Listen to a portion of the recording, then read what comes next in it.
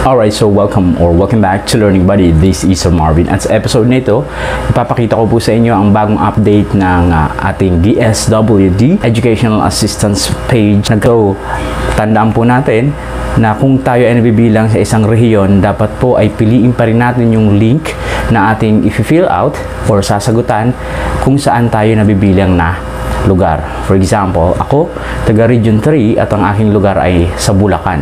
So, yung link ng Bulacan ang dapat kong pindutin. Kung hindi ay magkakamali or masasayang lang yung aking registration. And then, please make sure na ang ating town or municipality ay mailalagay natin doon sa information na i-fill out natin. Alright po, so tingnan na natin ang bagong update ng DSWD Financial Assistance or Educational Assistance page. Alright, so welcome back to Learning Buddy. This is Sir Marvin. At sa episode na ito, tuturo ko sa inyo kung paano tayo mag-register sa DSWD. Ayan, sa registration form or application form.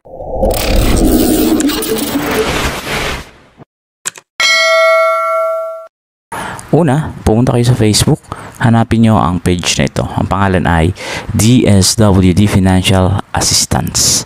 Pag nandito na kayo, scroll down ninyo, makikita nyo ang iba't ibang announcement nila. Okay po.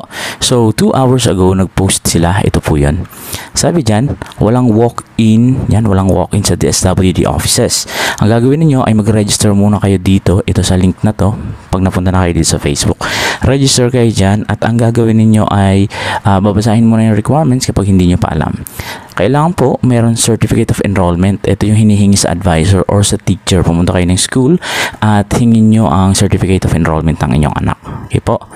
Authorization letter. Kung hindi makakapunta sa pag-apply kapag may gustong utusan na ibang tao, pwede natin siyang bigyan ng authorization letter at siya ang maglalakad o magpa-process nito. Pwede po magpadala ng ID para mabilis na makilala ang identification natin at malaman ng DSWD staff na tayo ay nag-utos para maipalakad sa tao na iyon ang ating proseso dito. So, number 3, valid IDs ng parents, guardians at ng college students for vocational at sa college din nakukuha ng assistance. Okay po. Magsisimula ang payout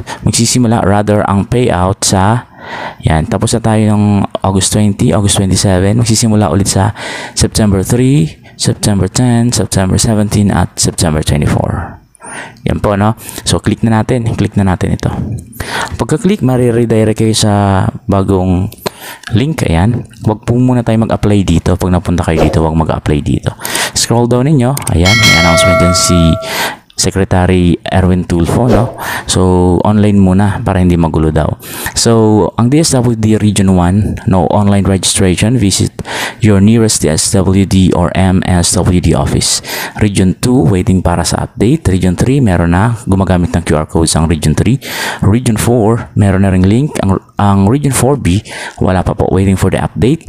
And Region 5, meron ng link ito. Region 6, Region 7, meron na. Region 8, 9 and 10. Ang Region 11, wala pa. Bisitahin din ang pinakamalapit na DSWD or MSWD office. Ang DSWD Region 12, meron na po. Sampulan natin. Punta tayo sa Region 6. Ito, Region 6. Pinutin ko. So, mariredirect kayo dito. Ibig sabihin, ito yung application form.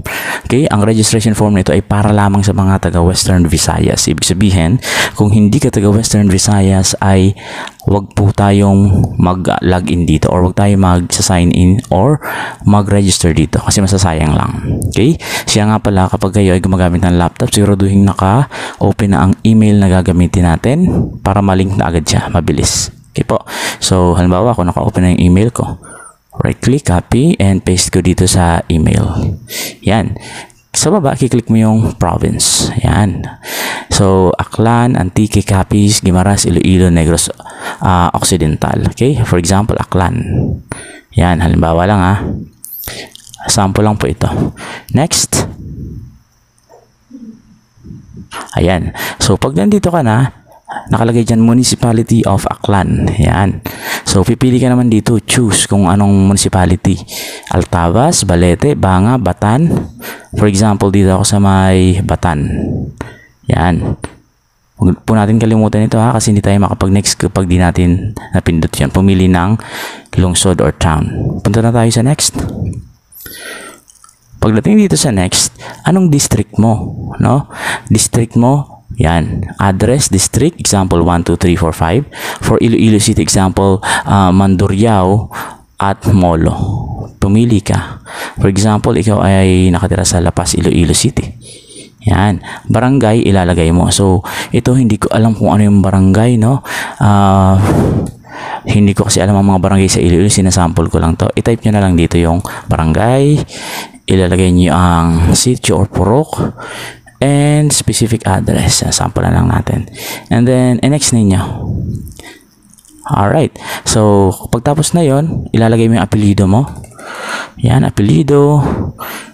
Unang pangalan. Sample lang po ito, kaya ginaganto ko lang. Gitnang pangalan. Extension name. Kapag wala kang junior, senior, ilagay mo NA. Okay po. And date. Ilalagay mo dito kung anong buwan. Bawa October 10. Yan, sorry, month pala. October 10 din yung araw ng birthday ko. At ang year, for example, 1992. Yan. And pumili ng kasarian, male or female. Contact number, halimbawa, ganito ang format. Gayahin mo, ha. Copy ko to, for example lang to, eh. Yan. And then, eligibility. Ano ka ba? Breadwinner ka ba? Ikaw ba ay working student? Ikaw ba ay child of OFW? Child of solo parent? Persons with disability? Orphan, abandoned children? Student from poor family, victims of calamity, child of HIV patient. Pag others, ilalagay mo dito kung ano. Okay? Ilalagay mo kung ano yung pag wala sa pagpipilian.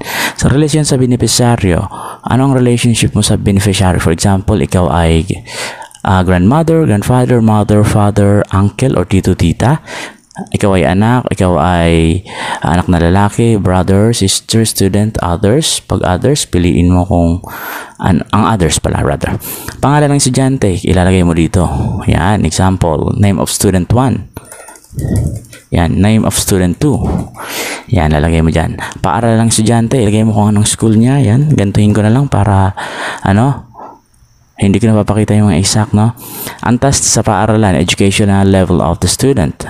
Grade 1 ba siya to grade 6, grade 7 to 10, grade 11 to 12, or college? For example, elementary siya. Okay, remarks. Anong remarks mo? Sana po ay makapasok. Yan. So, and then, ito, i-check mo lang yung privacy, check, and isasubmit mo na. Okay po? So, dito hindi ko siya isasubmit kasi hindi ko naman talaga ito isi-send. Kayo po, isubmit nyo na lang. Alright po? So, sana yung natutunan. Huwag kalimutan mag-subscribe sa Learning Buddy at abangan po natin ang iba pang videos na paparating. Bye-bye!